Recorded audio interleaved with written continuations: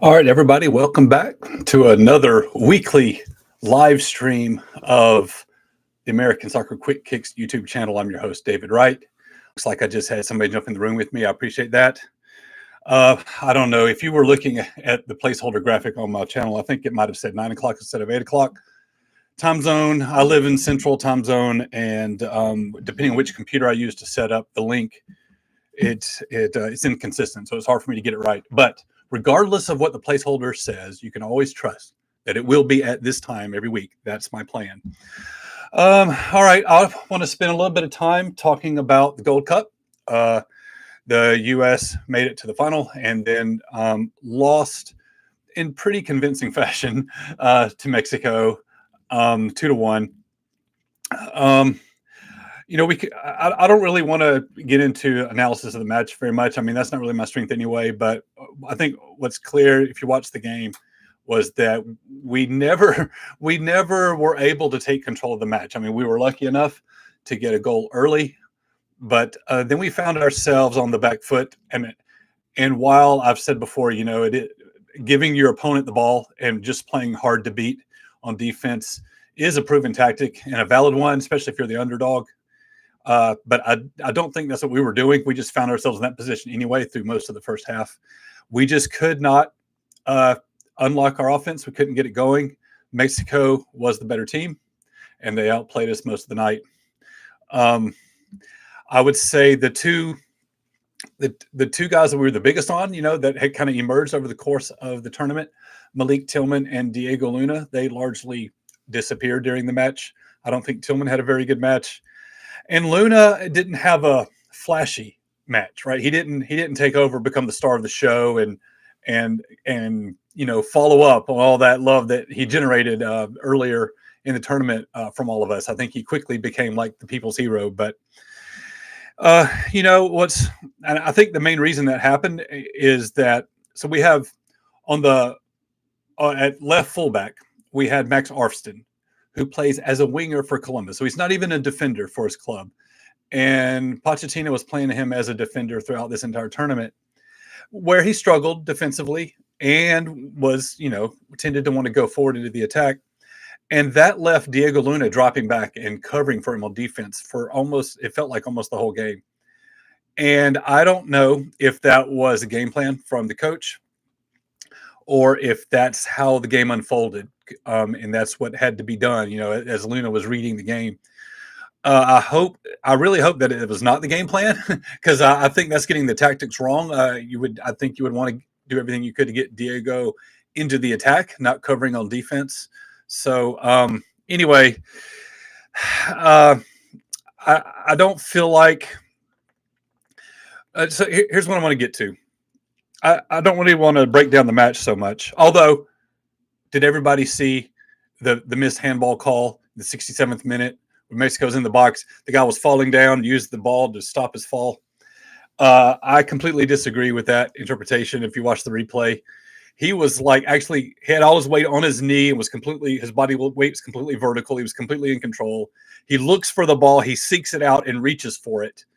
And I think even if you're falling and your hand's going out, if you see that your hand's about to go on the ball, you're going to try to avoid that, because that's not even going to give you a good stable breaking to your fall. So I don't know. I don't believe any of it.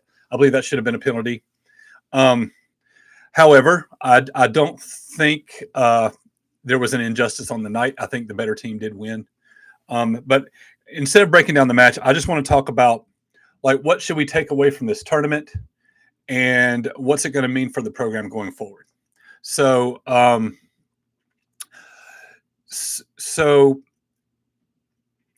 as we know, we did not have our best team by far. We did not have our best team at this tournament. I'm going to try something new. I've never done this before. I'm going to see if this works. It's share screen during a YouTube live with the webcam. I'm going to try to show you what I got here. Let's see here. All right, can you see that? All right, that kind of worked out. This is the list of key players who were not at the Gold Cup. Now, take a look at that list. Pulisic, McKinney, Robinson, Musa, Weah, Pepe, Dest, Reyna, Stefan, and Balogun. If you have followed this team at all for the last couple years, that's almost literally a World Cup starting 11 for us. Those are 10 of our best players. Those are the A team, the European-based professionals, our top guys. None of them were at this tournament for us. And some were injured. Some were playing for the Club World Cup. Some were sitting on the bench for their team during the Club World Cup. Hello, Gio Reyna. And then you have the captain, number one there, Christian Pulisic, who just decided he just didn't want to play. And he took the summer off. And he said he needed the time to, recharge, take care of his body, whatever. All right, so here's what I want to get at. I'm going to try to end the share screen. Let's see if I figure out how to do that. I don't know how to do that. All right, let me see. Okay, let's see. I don't know how to get out the share screen. Oh, maybe that's it. All right, there we go. So Mexico fielded their A team. That was the best Mexico has. We were with our B- team, almost our C team, and we actually were competitive for most of the match. We only lost by 1 goal. We didn't give up the game winner until, close to the 80th minute. And, I think if you consider that this is not our best team, there's reason to be optimistic that when we put our best out there, that we can still be the best in CONCACAF. So here's the thing. Clearly, our best players were not here. But for the last year, it feels like, year and a half, our best players haven't seemed to care, and they haven't played hard. And one thing that we saw in this tournament, and I think everybody saw it and began to fall in love with this team, was that they were playing hard. They were playing their hearts out, and they were playing for each other, and they were out there battling for each other. And you could see, this was what was exciting. I've got goosebumps thinking about it. You could see this team grow and bond and come together over the course of this tournament. And this particular grouping that come out of this month-long camp and having gone through this tournament together, this group is bonded. And now, and I can see how there could easily be, and I guess this is speculation, but that there's going to be an us versus them mentality when these superstars that couldn't be bothered to come to the Gold Cup come back to camp. This group that's been through this battle together, there's going to be a division, I think, in the locker room. There easily could be. But here's what I want to see. I want to see those guys that said they needed their time off to recharge. They better come back ready. They better come back playing hard. Show us that you got what you needed, and now you're here to play for the United States. If they come back again and they play without heart and without urgency, without passion again, then what good are they? That's not our best team anymore. No matter how talented they are as players and what pedigree their club is or whatever, if they're not going to play hard for the U.S., then we don't need them on the field. And so I think they're out of do-overs. They're out of goodwill. They need to come hard, and they need to prove it. And if we had had a bad tournament, this was a gamble maybe from Pochettino. I don't know if y'all knew this. It came out at the beginning of the tournament that Pulisic said that he offered to play in the friendlies. He just didn't want to play in the Gold Cup. Well, Pochettino said, heck no, you don't get to dictate the terms. I'm the coach. You're going to do what I say. If you're not going to play in the Gold Cup, I don't want you here at all. And so I was almost a little bit of a power flex there. Like, who's calling the shots here? Is it going to be the players running the program, or is it going to be the manager? And Pochettino, was like, I ain't playing that. And so if this had been a bad tournament for us, that power dynamic might have fallen back to these players, I'm going to call them the entitled players who don't play like they have anything to worry about, and they're doing us a favor when they show up. If we'd had a bad tournament, then they'd been like, look, hey, coach, you need us. You need us. But we made it all the way to the final, and I think what this does is it puts pressure on this group to come back and show that they still have a spot on this team, because Pochettino would rather have guys that are going to play hard and play with heart and play with all they got and go out there and battle for each other than to have entitled guys that aren't even trying that hard. heart is going to beat talent if the talent's not trying very hard. I mean, it's not complicated. We've seen this in sports all over the place. And also what's happened with this extended time in camp, it's the longest amount of time Poch has had with the team since he took over, is that now he's starting to develop relationships and he's starting to develop preferences. He's starting to have guys that he considers his guys. And this entitled group, right, this A squad, they weren't around to make a case for themselves. I think they could lose ground in his eyes. I don't see how he couldn't. So I think it's still clear that these guys are our best option. The guys that were not here, they are our best option. We just need him to care and play with passion. And I just hope we get that. If they come back after all this and they still don't have that, then what do you do? Where does that leave you? I mean, I don't want that. I want our best players playing with passion and playing hard. And hopefully we get that in the next year. The interesting thing is, I think there are some guys on this squad that made a case for themselves that I think are going to be strongly considered for the World Cup. And I think Chris Richards is the number one guy. I think he's the number one. He's emerged as our number one top central defender. I wish we had another central defender that could step up and show that he belonged there. Right now it's Tim Ream. He's 37 years old. At the last World Cup, I said there's no way he's playing in 2026. He's just going to be too old. But we haven't had anybody step up and show that they're better than him. As a matter of fact, a couple of the guys that we had in going into the 2022 World Cup year, Miles Robinson and Walker Zimmerman, they seem to have fallen off. Miles didn't even make it to the World Cup in 22 because of an injury, but those were the guys we were expecting to kind of anchor the central defense, and they've kind of fallen out of the picture. So, but Chris Richards, I think, has played himself onto the World Cup squad. I really do. And I think Malik Tillman has made a strong case for himself. I don't know if he's clinched it yet, but he's a guy who just got the move to Bayern Leverkusen, and I think I could see him ending up at least on the squad. Now, here's what's interesting. I said this as a joke earlier in the tournament. What if we have a situation where Sebastian Berhalter is on the team next year and Gio Reyna is not? I don't think that's a joke anymore. I think it's a very real possibility. I love Gio Reyna, and when he's at the top of his game, I don't know if there's anybody better in the American player pool. But he has personality issues. He caused a lot of problems, a lot of drama at the last World Cup, and he is not playing. He's not playing.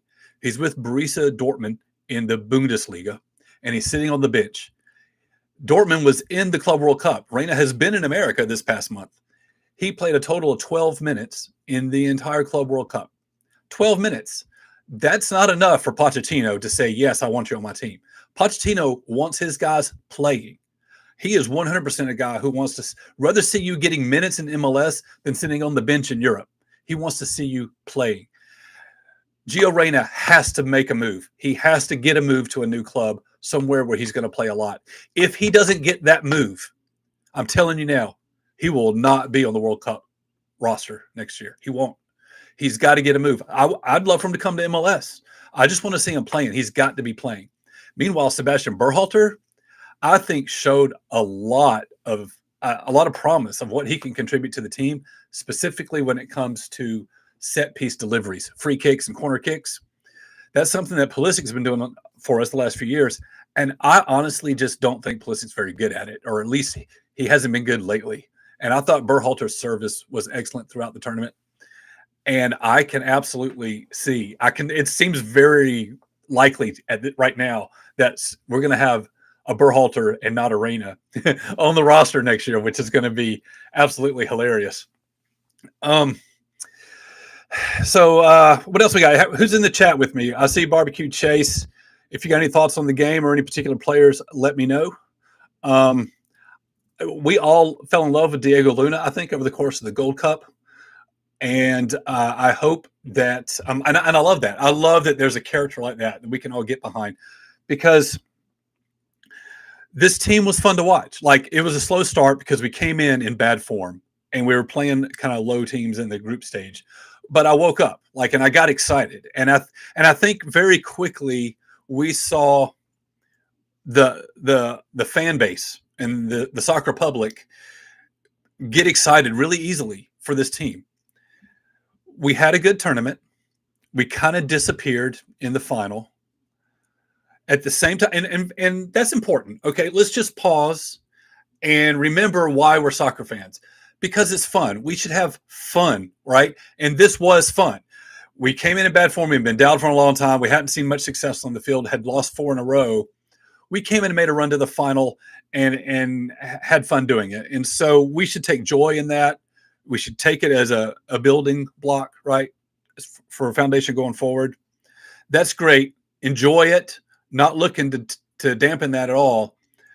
But when you start looking at do we feel any better about the program and the implications for the World Cup? There's not a lot to take away from this other than a few individuals that have made a case for themselves. Richards, Tillman, Luna, Berhalter. I said at the beginning of the tournament, I mentioned Luna and McGlynn to watch out for. I don't think McGlynn helped his case. But I think those that I named have. But you look at it like this: we played bad teams in the group stage.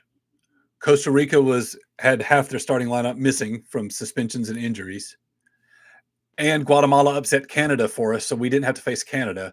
We had as easy a run to the final as you can get, and then we laid an egg at the final. So there is definitely a negative way to look at this. But I'd also would like to think that we forged a solid squad and that we have solidified depth pieces. What's missing now is for these guys to come back and to play like they care. I would like to think that this whole situation has created pressure on them. I would like to think that they sat home and watched the U.S. lose to Mexico and got fired up about it and hated to see us lose to Mexico. They should hate losing to Mexico so much that they should be mad that they weren't there to do something about it. And I just want to see them come back with some fire, because if these guys will do that, if they will give this coach everything they have, then we have a chance to make some noise. That Mexico final was our last real match before the World Cup. No, there's going to be Nations League, but Nations League is not really that big a deal, in my opinion. The Gold Cup certainly should be more. What happens in the Nations League basically is you're going to play the same, I don't know if it's 2 or 3 teams. You're grouped, and there's multiple windows where you're going to play those same countries. And then sometime next year, I think March, you have the semifinals and the final all in one window. And it's such a small field that it plays very quickly. They do it every year. But you're playing small teams. I mean, you're playing like, you're not going to be tested. And there's going to be few opportunities to be able to book games against quality South American or European opponents, especially considering that they're all going to be busy playing their own qualification schedules for the World Cup. We're trying to fit in between the cracks and the crevices to find somebody that'll play us. And it's going to be hard to find something outside of CONCACAF. So, and this was the longest camp that they're going to have. So there's just not a lot of time for Pochettino to get his team together and to get everybody on the same page and playing together as a unit. And that's why I was so upset that we didn't get our top guys in this camp. It was invaluable time that we just got rid of. That we didn't take advantage of. So here's the soap opera between now and the World Cup, which is, I don't know, just under a year away. Every international window, the soap opera is going to be the player pool in the depth chart. Who is being called into camp? Who's responding and actually showing up? And does Poch play them? How much does he play them? What does the depth chart start to look like? And I don't know if he's going to automatically give preference to these European stars. So it's like I think I said in the last video, it's going to be a case of player pool and depth chart drama for the next year. what the roster decisions are and what that depth chart looks like is going to be more important than the actual match results themselves. The matches are just going to be the canvas upon which all these decisions, how it plays out. But it's really just all about figuring out who our team's going to be. And our team is not really going to have a chance to come together until the tournament's already started next year. It's all going to be trying to put the pieces together and probably never having all the pieces you want at the same time. So I don't know. But and my final takeaway is, again, I'm going to be watching very closely for what kind of passion and motivation and heart these guys show when they get back. Because if they come out flat again, then you got to, I mean, as far as I'm concerned, we're done with them. Because if they're not going to play hard, what gives their talent? I mean, tell me if I'm wrong. Tell me if you disagree. So anyway, that's just about all I got. The Club World Cup is still going on. It's down to the semifinals. It's been exciting. We have a Brazilian club in the semifinals. Fluminense is going to go up against Chelsea. And then on the other side, help me out, somebody. I think it is Real Madrid versus PSG. And the U.S. Open Cup has quarterfinals tonight, as in right now. There's a match going on, and tomorrow night. So these quarterfinals are being played out tonight and tomorrow in the U.S. Open Cup. My Nashville club is still still in that. They're playing tomorrow night, and the semifinals I think are, I don't know, September or August, something like that. Anyway, that's all I got. Anybody have any questions? Anybody have any comments or takes? Now's your chance in the chat. I did end up having a lot of fun with the Gold Cup. I hope you did too. And I hope you've been watching the Club World Cup, because that has been a blast. The PSG Bayern Munich game played in Atlanta on Saturday was absolutely incredible. They were blowing the roof off the place. I had a friend that was there. Shout out to Victor if you're watching. And wow, I'm someone who's just so used to watching MLS games that when you watch that, it's just eye-opening of like the level they're playing at is absolutely incredible. All right, well, that's all I got. We still, like I said, Club World Cup in the semis. We have U.S. Open Cup going on right now. You can watch that on Paramount Plus and the Golazo streaming network, which is on Pluto TV. And Kevin's in the chat saying we got to bring our best players or we will not make it out of group play. I don't disagree, but what do you mean by best players? Because best players meaning, that list I showed you of the European-based guys, our superstars that are not here. On paper, they're our best players. But if they don't play hard, are we going to get are they our best chance for success? I want to see them motivated. Those best players that I think you're referencing need to come motivated. They've been missing it for a long time, and they've got to bring it back. And if they don't, then maybe our best chance is with this ragtag, lovable group of underdogs who just went to war together in CONCACAF. So, and it's kind of easy to root for them. But that's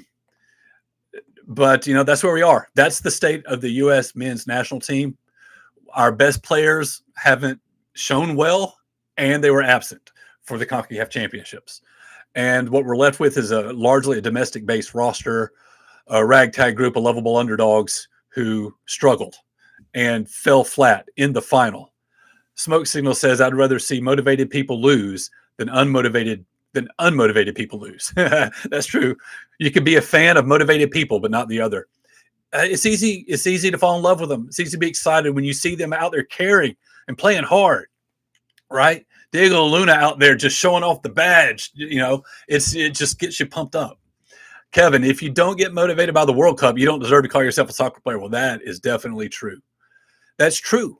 But the question is, it seems as though they've had this entitled attitude of like, I'll just wait for the World Cup and then I'll come walking in because that's the one I want to play in. Yeah, they might be motivated for that, but where have they put in the work to be ready for it? And how are they showing the team that they're a part of the team?